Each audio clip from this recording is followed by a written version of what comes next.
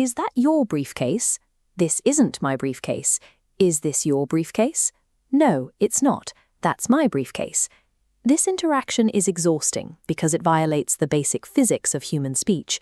The relentless repetition of the noun briefcase makes the speaker sound like a machine with a looped line of code.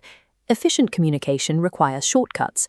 To keep a conversation moving, we've developed ways to declare ownership without constantly naming the object in question. To navigate this, English utilizes two specific tools, the possessive adjective and the possessive pronoun.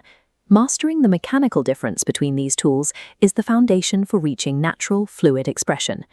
The first tool consists of a specific lineup: my, your, his, her, its, our, and their. These are possessive adjectives. Their mechanical function is to modify a noun, meaning they are entirely dependent. They must attach directly to a partner to survive. You see this in every basic claim of ownership, whether it's my book or your eyes. The adjective provides the color, but the noun provides the structure. If you remove that partner and simply say, "This is my," the sentence breaks. The connector is left exposed, and the logic of the statement fails. These words are strictly modifiers. Because their only job is to describe the noun that follows them, they cannot exist independently.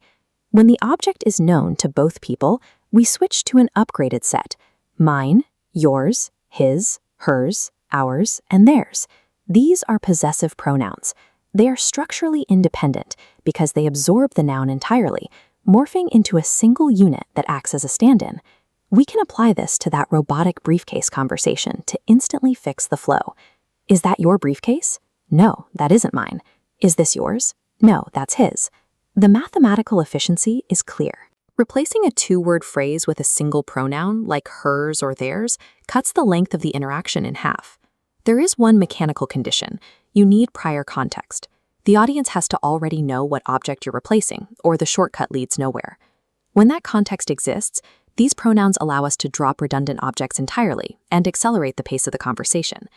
The system remains straightforward for physical objects like briefcases, but it becomes more complex when we describe human connections, like identifying a single neighbor or colleague out of a larger group. This is why the phrasing, "he is my colleague," fails structurally. You are attempting to use two different types of markers to identify the same noun in the same spot. The structural solution is the double possessive. By saying a colleague of mine or a neighbor of theirs, the independent pronoun anchors the end of the phrase, allowing the sentence to breathe.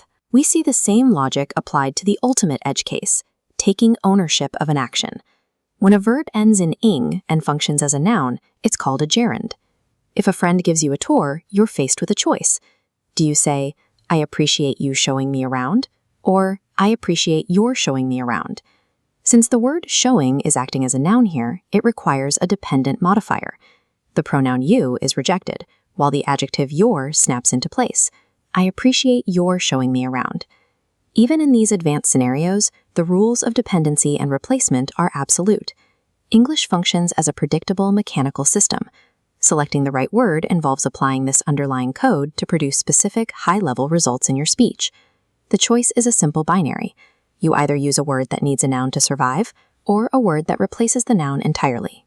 Before you speak, identify the structural job the word needs to do, whether it's coloring a physical object or claiming an abstract action. Correctly deploying these tools removes the friction from your sentences and eliminates the need for robotic, machine-like repetition. Mastering these mechanics results in a faster and more precise communication of every thought.